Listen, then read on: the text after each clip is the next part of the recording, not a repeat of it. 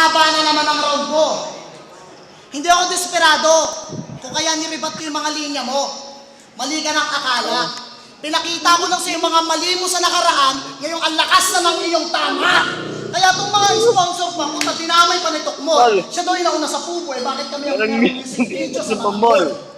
At saka putang ina to, kahit si Abra umabot ng pogi ka sa kanya, hindi doon ka pumunta. Kaya ikaw, tangina mo, gago. Dito, meron nga kayong site to, pero hindi naman gwapo. Alam mo, swerte ka eh. Kung titignan yung line-up, hindi ka na pinahirapan ni Enigma sa totoo lang. Pero mo, hindi mo naka-bracket si Looney at si Tipsy, tapos yung round 1 mo ako lang, naayon sa mga tao, sa bracket na to wala kang dapat pangilagan. Yung tipong finals ka na agad, ano mo yung wala kang kalaban. Smartest naman ang laban, di ba? Smartest? Kaya hindi na maniwala, gawin may sarili yung pinilit kong tibayan.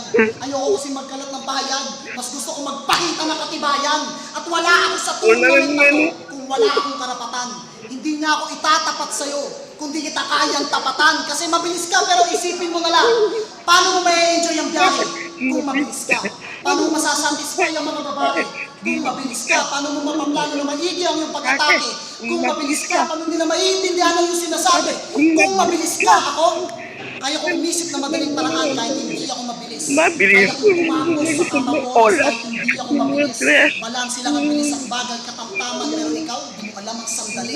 Di mo yata natutunan na minsan kung sino pa nagmamadali, sino pa yung unang nagkakamali. Di ba tama?